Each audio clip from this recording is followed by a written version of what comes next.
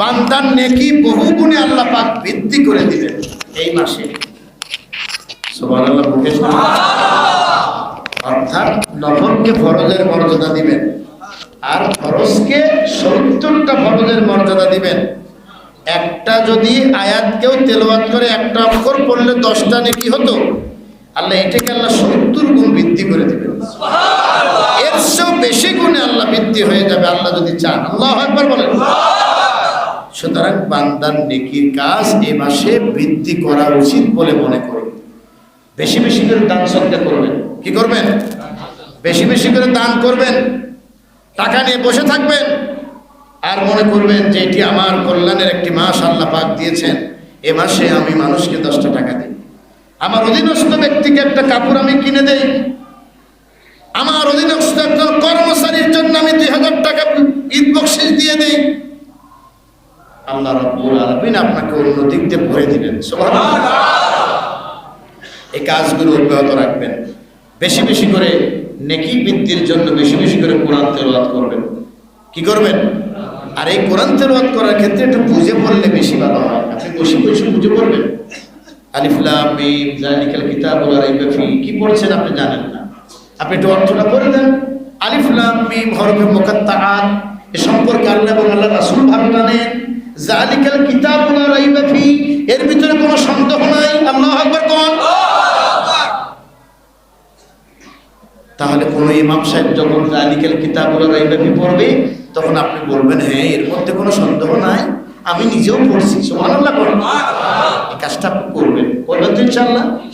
আচ্ছা, এরপরে আল্লাহ তাআলা বান্দার দোয়া কবুল করে নেবেন। সুবহানাল্লাহ। এই রমজান মাসে কি বান্দার দোয়া আল্লাহ পাক কি করবেন? কবুল করবেন। হাত তুলে আল্লাহর কাছে দোয়া করবেন। চলতেছেন রাস্তায় এমনি দোয়া করবেন। শেষ রাতে 2 রাকাত নামাজ পড়ে দোয়া করবেন। একটু কোরআন তেলাওয়াত করে দোয়া করবেন। ইফতারের সামনে রেখে বান্দা আল্লাহর কাছে যা চাবে আল্লাহ কবুল করে নেবেন। সুবহানাল্লাহ। ইফতারের সামনে নিয়ে বাহারি খাদ্য, এত রকমের খাদ্য সামনে সাজানো আছে। বান্দা যখন সেই খাদ্যের দিকে তাকায় থাকে আর ঘড়ির দিকে তাকায় কখন 6টা 3 মিনিট বাজবে, আল্লাহ ফেরেশতাদের ডেকে বলে, ফেরেশতারে আমার বান্দা কেন খায় না? সবই তো আছে, পানিও আছে, পিপাসাও লেগেছে, কেন পান করে না? আল্লাহ রাব্বুল আলামিন জানা সত্ত্বেও ফেরেশতারা ডেকে বলবে, রব্বুল আলামিন তোমার বান্দা রমাদানের রোজা রেখেছে আর ওই দুনিয়ার জমিনে এখনো সূর্য অস্তমিত যায় নাই, এই জন্য এত ক্ষুধার্ত থাকার পরেও তোমার বান্দা কাছে থাকার পরেও খাদ্য পানি পান করে না।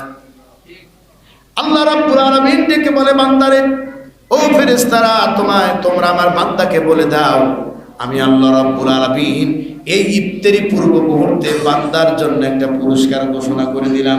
সেই পুরস্কারটা হলো এরকম রোজাদারদের সঙ্গে কিয়ামতের দিন আমি আল্লাহ রাব্বুল আলামিন জান্নাতে দিদার দিয়ে দিব। দুটি আনন্দঘন মুহূর্ত হলো বান্দার জন্য এই রোজায়। একটি হলো ইফতারের সময়, তার পূর্ব মুহূর্তে এই একেবারে হৃদয় জুড়ানো চিত্র, আর দ্বিতীয়টি হলো কিয়ামতের দিন বান্দার সঙ্গে জান্নাতে আল্লাহর দিদার। এই আল্লাহর সঙ্গে বান্দার দিদার। আমার বন্ধুগণ, আল্লাহ দোয়া কবুল করবেন। এরপর আল্লাহ রাব্বুল আলামিন গুনাহগুলো মাফ করে দিবেন। যত গুনাহ করেছেন আল্লাহ মাফ করে দিবেন। সেই গুনার জন্য আল্লাহর কাছে আরজি তুলবেন, আল্লাহ গো রমজান পাবার পরেও যদি গুনাহ থেকে মাফ না পাই, তাহলে আমার মতো কপাল পোড়া আর কেউ নাই, আমার মতো কপাল পোড়া আর হতভাগা কেউ নাই। ও আল্লাহ তুমি আমাকে মাফ করে দাও। আল্লাহ বলে, আমার বান্দা যখন কান্দে আমি আল্লাহ রাব্বুল আলামিন আমার কুদরতি হাত বাড়িয়া বান্দার চোখের পানিগুলো মুছে দিই আর বলি, আর কাঁদিস না, আমি আল্লাহ মাফ করে দিলাম। সুতরাং আল্লাহর কাছে বেশি বেশি কাঁদবেন। মন থাকবে ইনশাআল্লাহ? ইনশাআল্লাহ বলেন। এরপরে আল্লাহ তাআলা এই মাসের পুরস্কার তিনি নিজে ঘোষণা করেছেন এবং নিজে পুরস্কারটা বান্দাকে দিবেন। যাও, যদি প্রশ্ন করা যায় এই রোজা কার জন্যে? রোজা আল্লাহর জন্য। কার জন্য বলেন তো দেখুন? কোরআন শরীফের হাদিস শরীফের কোথাও আল্লাহ বলেন নাই আজ যাকাতুলি আল হাজ্জুলি আস সালাতুলি, এ কথা আল্লাহ বলেন নাই। কিন্তু হাদিসে কুদসির ভিতরে আল্লাহ বলেছেন as-সাওমু লি, এই রোজা আমার জন্য, ওয়া আনা আজজি বিহি, এই রোজার প্রতিদান আমি আল্লাহ নিজে প্রদান করব। বলেন আল্লাহু আকবার। আল্লাহর সন্তুষ্টির আশায় ঈমান এবং ইহতিসাবের সঙ্গে যদি কেউ একটা রোজা করে, আল্লাহ তাআলা গুফিরা লাহু মা তাকাদ্দামা মিন যামবিহি, আল্লাহ তার জিন্দেগীর সমস্ত গুনাহ মাফ করে দেবেন। আল্লাহর খুশির জন্য একটা রোজা কেউ যদি করে, আল্লাহ যদি একটা রোজা তার খুশির জন্য পেয়ে যায়, বান্দাকে জাহান্নামের থেকে 70 বছরের রাস্তা বান্দাকে দূরে সরায় দেয়। খুশিকে আমরা খুশি না আল্লাহর এই পুরস্কারে? আল্লাহ বলছেন আমি তোরে পুরস্কার দেবো, তুই চিন্তা করিস না, কোনো দুর্নীতি হবে না, দুর্নীতি মুক্ত ভাবে আমি আল্লাহ তোকে পুরস্কার দিয়ে দিব। আল্লাহু আকবার কর।